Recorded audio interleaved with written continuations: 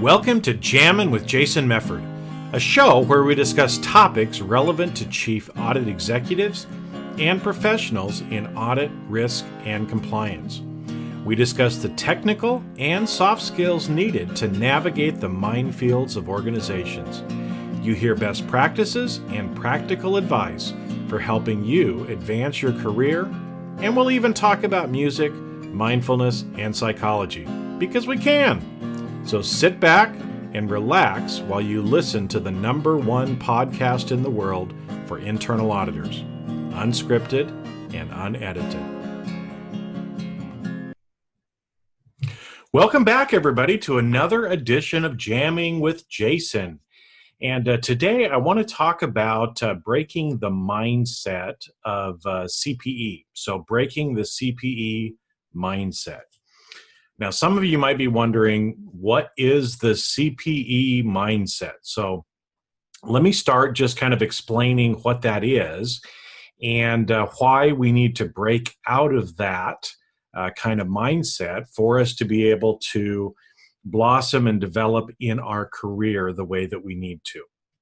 So CPE stands for Continuing Professional Education, CPE. Now, most of us in professional life have certifications, and as part of that certification process, you're required to have continuing professional education units each year. And so for a lot of the certifications, you need to have 40 hours of continuing professional education each year. Now, the reason for that is, if you pass the tests, you become certified. In order to maintain your certifications going forward, they want to make sure that you're actually staying current and relevant by continuing your educational process. Now, that makes sense, and from a certification perspective. So, some of you may be saying, "Well, what's the problem with that?" And let me just kind of explain. This is what I see most people doing when it comes to continual professional education. At the beginning of the year, they've just finished all their stuff for the year, and they get busy and kind of dive into what they're doing in their work. And about sometimes mid-year, they'll pop their head up and think, "Oh, crap, I need to get 40 hours of CPE during the year. Let me look through and see what I can find." Sometimes you wait until the end, and I get this a lot of times, people in the fourth quarter all of a sudden sticking their head up and going, "Hold it, I haven't gotten my CPE for the year yet." And then they scramble at the last minute to try to fit in CPE before the end of the calendar year. Now, there's some problems with that. And the first one is that we are in a knowledge environment right now. So, you've heard before about things like the Industrial Revolution. Well, now we're in a knowledge or information revolution. And what that means is that for professionals especially, we have to continually be improving ourselves and learning because new things are coming all the time. So one of the problems with the CPE mindset is people will literally go most of the year without really learning or developing themselves professionally. That's a problem because the world changes a lot within 1 year. So that's kind of the first problem with it, and I'll go in and talk a little bit about some solutions and some ways to overcome that in just a minute. But let's talk about a couple of other reasons why having that CPE mindset can get you into trouble. So another thing that I see often is, professionals will look at it and say, "Okay, I've got these certifications. My company should pay for me to get training." Now, I totally agree with that. Companies should be investing in their people and providing them with training and learning opportunities throughout the year. Now, what we've found, though, is, at least in my experience and what I'm hearing from a lot of people, is companies are not paying for training like they used to. And so, you may go into your boss and say, hey, I would like to go to this conference, or I'd like to go to this particular seminar, and it doesn't get approved, right? So there's all these little buzzwords that go along with it. There's competing priorities. We don't have the budget for that right now. We've got training budget, but we don't have travel. I can't afford to have you out of the office for a week. You've probably heard all of those things. Now, what ends up happening most of the time is people, when they hear that, they say, oh, if my company won't support me, then I can't get the training that I need. Now, that also is a trap that you don't want to get stuck in, because here's the reality. Whether your company pays for it or not, you need to be developing yourself. You need to develop what's called a lifelong learning mindset, where you are always trying to learn and grow. If your company won't pay for it, then you need to pay for it, right? Because your career is important, and no one else is going to take as much of an interest in your personal development as you do. So if your company doesn't pay for it, you need to find a way to pay for it. Because again, for you to continue to learn and grow and develop in your career the way that you need to, you've got to make the time and money investment to be able to learn the things that you need to. So that's the second one that I see a lot of times, is people will say, oh, well, my company won't pay for it, so I just can't do it. And sometimes they'll let their certifications lapse because of that, which is unfortunate, because usually those certifications have taken sometimes years and tens of thousands of dollars to be able to get. Another one that I see often is people, and especially this kind of comes from the second group, where they say, oh, I don't have the money to pay for the training that I need. Now, this is another trap that we see people get into. They'll look at it and say, oh, a couple $100 or $1,000, I just can't afford that. And I hear that all the time. I can't afford that. Well, this is one of the little pieces of medicine of what you need to hear, maybe not what you want to hear. Instead of saying, I don't have money for it, you need to flip that around and say, what is it costing you not to invest that money? Okay, because again, here's the reality. Somebody else in your organization, somebody else out there in the world is choosing to invest in themselves. And when it comes to the time for promotion, when it comes to the time of maybe taking a different job at a different company, who do you think is going to win? The person who has continually invested in themselves, both in time and money, or the person who sits back and complains and says, I don't have the money, I don't have the time, my company won't support me? That person's not going to be getting the job. And so, like I said, the reality is I see people falling into one of three of these three different traps, and sometimes all of them, okay?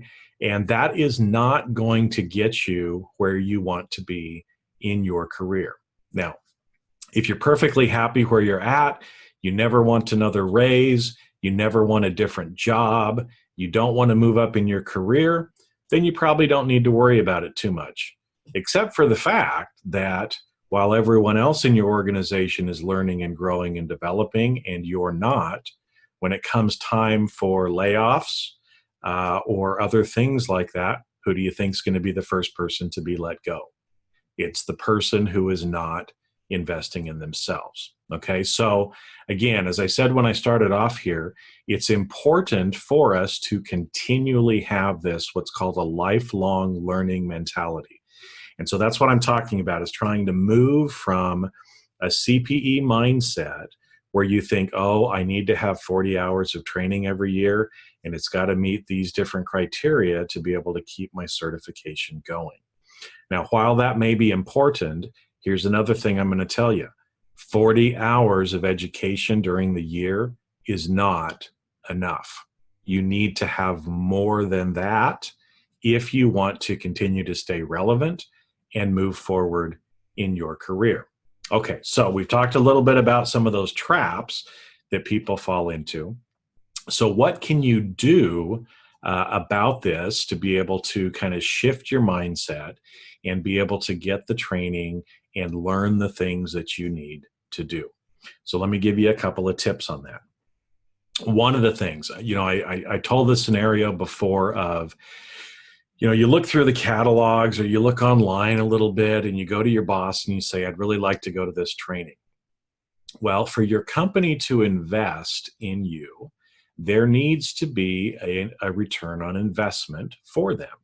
So if you're going to them with a training that's just something that's nice that you'd like to go to because it sounds really fun, and maybe it's in an exotic location like Hawaii or New York, someplace where you'd like to go visit, most of the time that's not going to be approved, because the manager is going to look at it and think, well, you just want a week vacation in Hawaii, and the topic doesn't really relate to what you're doing or what we need here. So no, you can't go. So a better way of going about that is to actually determine and look at your skills and competency and the knowledge that you have and realize, where am I weak? What are some of the things that I need to do to develop myself better? And so we'll just pick an example here. Let's say that you need to improve your communication skills. Those could be verbal, those could be written communication skills. And maybe you've actually had some things in your annual review or in some of the performance evaluations that you've had that says, Jason, you really need to improve your writing skills. Well, if that's something that you have been talked about in your annual review, then one of the things you should find is a way to improve your writing skills. If you go back to your boss instead and say, hey, we've talked several times about the fact that I need to improve my writing skills. One way that I would like to do that is to take this particular training as an example. You're going to be much more likely to actually get that approved because it directly relates back to the job that you're actually performing. Your boss is going to be able to sell that to others in the organization to say, yes, Jason's been having trouble with his writing skills. This looks like a good course for him to take. But here's the kicker. If you go and take that class, your performance better improve.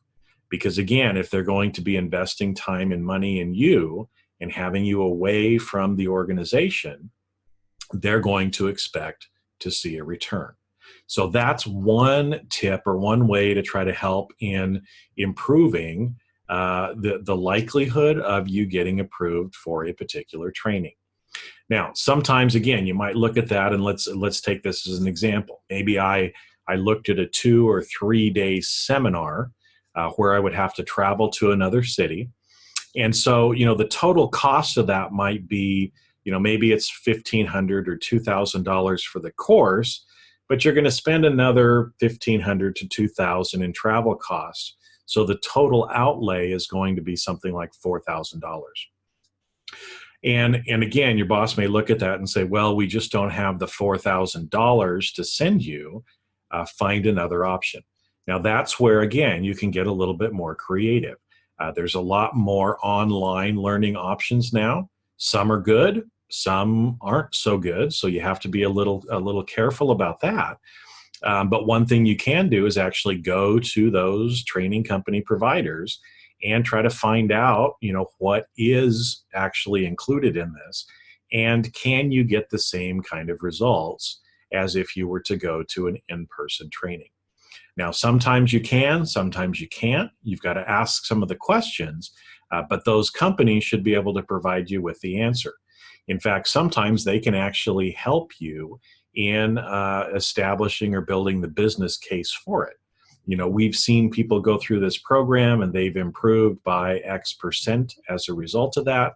And so then you can start to try to understand, and maybe it goes from a $4,000 investment to a $500 investment.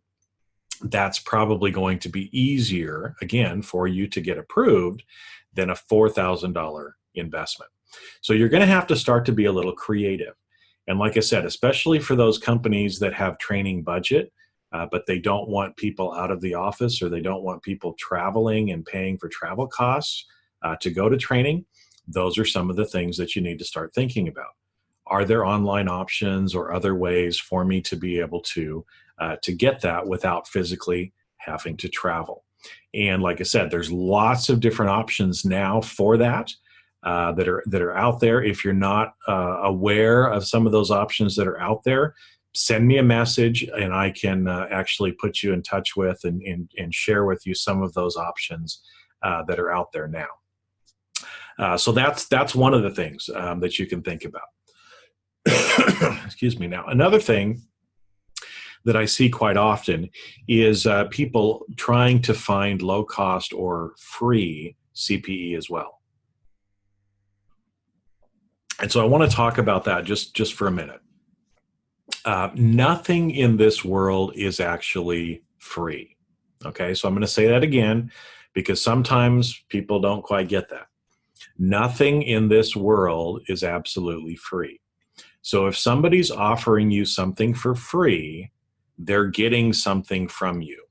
Okay, either you have to sit through a commercial, or you have to opt into their website so that they can start sending you messages to try to sell you something else, because there is nothing that is just for free. Okay, so let's just kind of get that out there first. Now, like I said, sometimes people who don't have their companies supporting them may choose to turn to some of these free options, because they think, well, I don't have that much money. I'd rather just kind of do free CPE. Here's the problem with it. Most of the free CPE that is out there is not really that good. And what do I mean? Well, in an hour, let's say it's an hour-long webinar, you may get 20 minutes of good content, and the rest of the 40 minutes is them somehow kind of selling you on something else, or talking about their product that helps you to do this particular thing. So just be wary of companies that are offering things for free, because they usually want something from you. Okay. And a couple of other things that kind of go along with this. As a training provider myself, I've seen this often where companies want me to do things for free or participate in free webinars. Again, which means I can't bring my A game to that particular whatever it is that I'm doing, because I know that I'm not getting paid. And I don't know about you, but I don't think you like to work for free either. And so what ends up happening is often those instructors that are doing those free things are not really the best instructors. Okay. And so the quality of what you're going to get out of that is probably lower than actually if you invest and pay. Now, we're not talking about huge amounts of money here. I mean, there's a lot of options that are out there that are only, $30, $50, $100. And the quality of those trainings are much, much better than the ones that are given away for free. Now, if you don't believe me, just kind of stop and think about the last thing that you got for free compared with something that you actually paid for, and what was the difference between those two. Let me give you a quick example. Recently, I gave a speech to a group, and as part of that, they gave me a free pen, okay, as I was leaving, that had their logo on it and everything else, right? Okay, so I got a free pen. I came back home, and I pulled out the pen and thought, hey, I'm going to go ahead and use their free pen because it'll remind me of them. So I started using it during the day and realized it wasn't really that good of a pen. In fact, it started frustrating me to the point that after I started using it for an hour or two, I just threw it in the trash. It was something that I didn't value because I got it for free, and it really wasn't that good of a pen. So what did I do? I pulled out one of my other favorite pens that I paid for. That's a nice pen. No problems, no frustration after that. So again, think about really the value that you're receiving and what the organization wants from you if you're looking for something that is free. So I said already, the quality often is not usually the best. One thing usually too, the free things you get at one time, that's it. You don't get to go back and listen to it again or have it as a reference later on. So just be wary of people trying to sell you something for free, because it's not really free. Okay. Now, the other thing about some of the free things as well, I said the quality often is lower because the instructors who are doing that are not quite as good, but also sometimes they're actually painful to listen to. I've been on some free webinars as an example where I just ended up leaving, and I've heard this from other people too, that after about 10 or 15 minutes, they just couldn't handle it anymore and they just dropped off anyway. So, again, be wary of that because nothing in this world is really free. Okay, so let's move on to another thing. So I talked before about the difference between the CPE mindset of just making sure you have 40 hours, regardless of what it is. And so, like I said, sometimes that'll get people to turn to some of these free or other things that may not even be what they need to hear. But hey, it's free and it's CPE. Well, it might fill that CPE niche, but really what it's doing is wasting your time, an hour of your time, if it's not actually helping you to develop your career or be where you need to be. Okay. Now, another thing then for you to be thinking about as well is that, again, as you're going through and trying to switch from a CPE mindset to a lifelong learner mindset, there's some things you're going to need to do every day or every week that are outside of the norm for what you're used to doing. And what I mean by that is you have to start developing habits of trying to learn something new every day, every week, every month. So what that means is instead of waiting until the end of the year to try to get all of your training, you should be getting a little bit of training every week or every month to be able to get you to where you need to be. So how do you do that? Well, again, there's things like this podcast where you are actually learning things. Most of the time, again, like in a podcast format, you may not earn CPE for it, but you're still learning and developing and growing. Now, this podcast is a little bit different because I have an agreement with C-Risk Academy where we're actually posting these over there as well. So if you want to watch them through their learning platform, you can actually learn CPE or earn CPE for this particular podcast as well. But that's just an example. So things like podcasts, reading books, listening again to webinars, whether those are free or paid, are all things that you can start to incorporate into your daily, weekly, monthly schedule. Because again, like I said, you don't want to get to the end of the year and then all of a sudden have to take a week off of work, let's say, to be able to get your CPE. Do a little bit every day. And again, whether your company supports you or not, this is something that you should be doing for yourself. So go out and get what you need.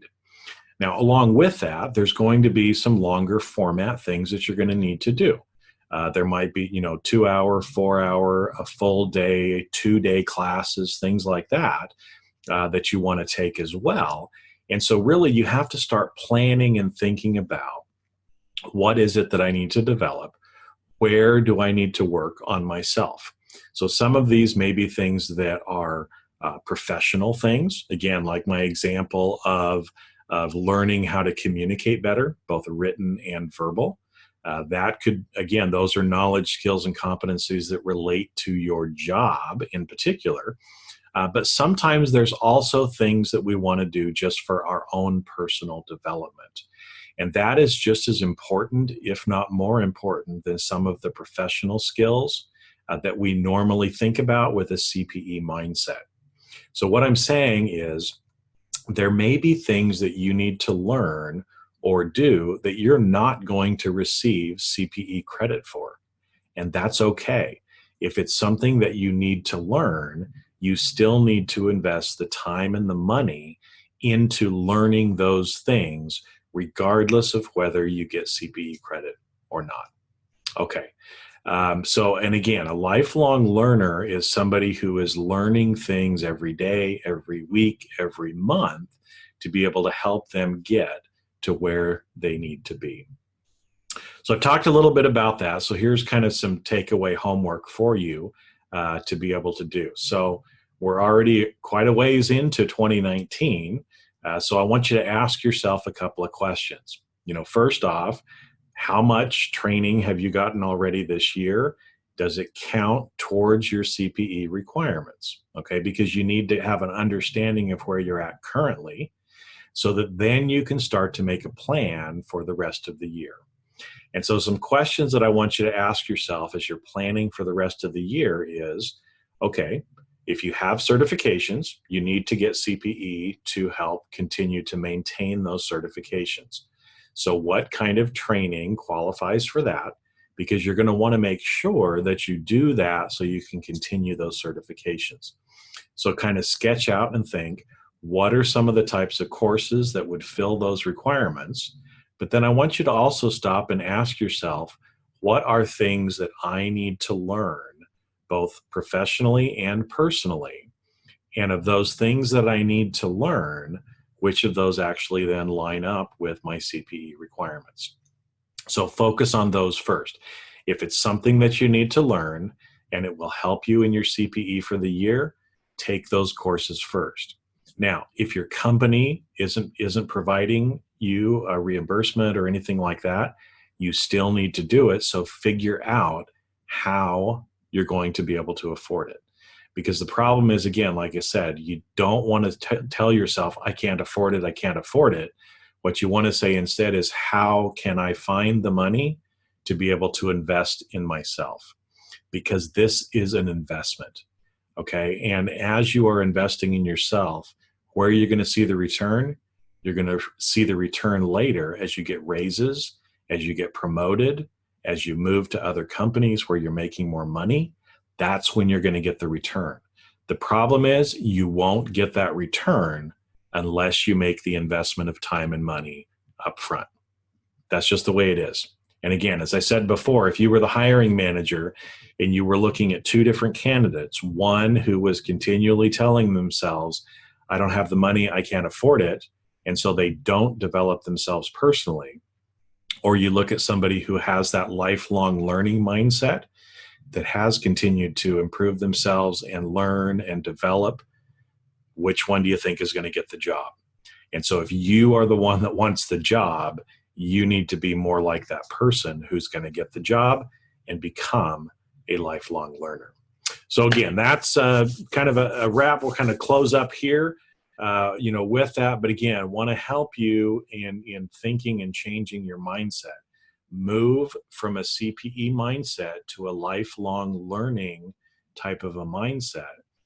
Get the training and learn the things that you need to do. Again, whether that's through podcasts, reading books, webinars, training, formal training, whether that's online or in person, so that you can be working on yourself every day, every week, every month, so that at the end of the year, you don't have to scramble trying to fill in and just do stuff to be able to meet your 40-hour minimum hours. So be more proactive in what you're doing. Ask yourself some of those questions, and then go out there and invest the time and money in yourself. Because as I said, if you're not concerned about your future and your career, nobody else is going to be either.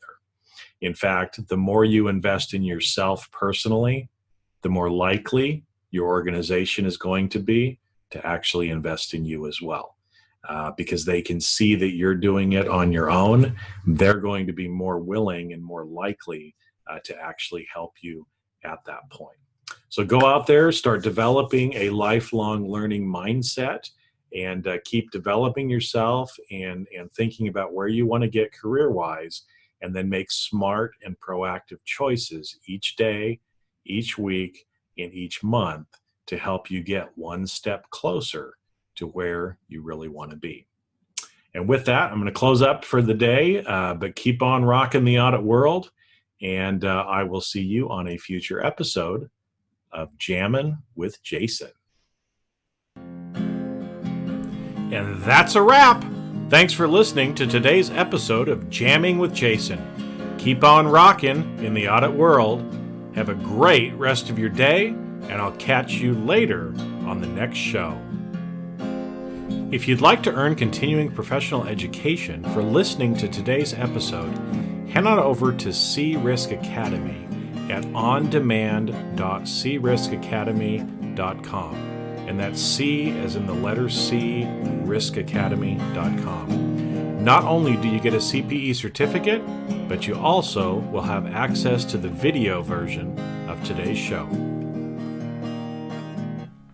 The views and opinions expressed on this show are that of the individuals and not of their respective organizations.